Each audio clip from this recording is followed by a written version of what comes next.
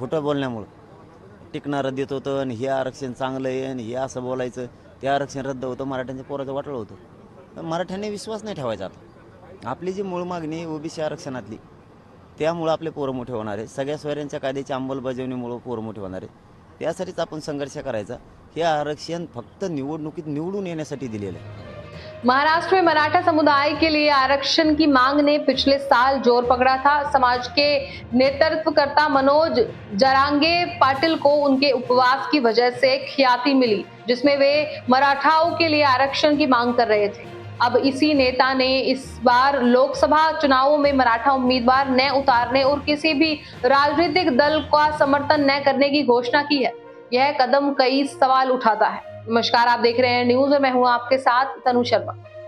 मनोज जारंगे पाटिल ने शनिवार को घोषणा की कि वह आगामी लोकसभा चुनावों में न तो कोई उम्मीदवार उतारेंगे और न ही किसी राजनीतिक दल का समर्थन करेंगे। यह उनके पिछले संकेतों से यू टर्न है, जिसमें उन्होंने कुछ मराठा उम्मीदवारों को निर्दलीय उम्मीदवार के रूप में खड़ा करने पर विचार किया था।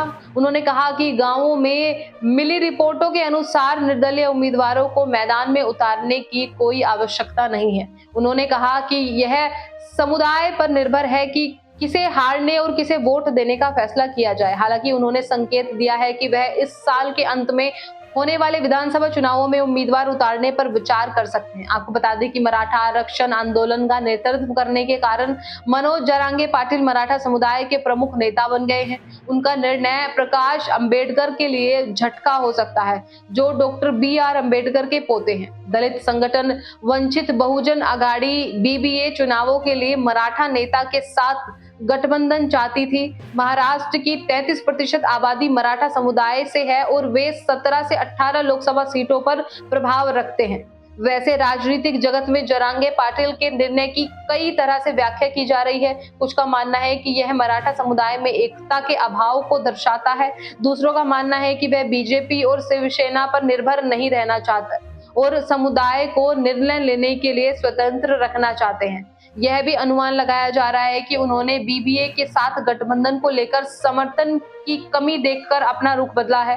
हालांकि मनोज जरांगे पाटिल का लोकसभा चुनावों में उम्मीदवार न उतारने का निर्णय मराठा आरक्षण आंदोलन और महाराष्ट्र की राजनीति दोनों के लिए एक बड़ा झटका है। यह मराठा समुदाय में एकता की कमी और BBA गठबंधन में समर्थन की कमी को दर्शाता है। यह देखना बाकी है कि उनका निर्णय चुनाव के परिणामों को कैसे प्रभावित करेगा और मराठा आरक्षण की मांग पर क्या होगा। तो आज की इस वीडियो में हमने मनोज जरांगे पाटिल के लोकसभा चुनावों में उम्मीदवार न उतारने के फैसले की पड़ताल की है। अगले वीडियो में हम चुनावों के लिए मराठा समुदाय की राजनीति और निर्दलीय उम्मीदवारों के उभरने की संभावना पर चर्चा करेंगे। फिलहाल इस रिपोर्ट में बस इतना ही। इस मुद्दे से जुड़े कोई भी सवाल या अपने विचार हमें कमेंट में लिख सकते हैं और इसी तरह की देश और दुनिया की तमाम खबरों के लिए चैनल को सब्सक्राइब करना ना भूलें। फिलहाल मैं तनु शर्मा आपसे विदा लेती हूँ, फिर मिलती हूँ एक नई अपडेट के साथ। तब तक के लिए आप देखते रहिए एयर न्यूज। नमस्कार।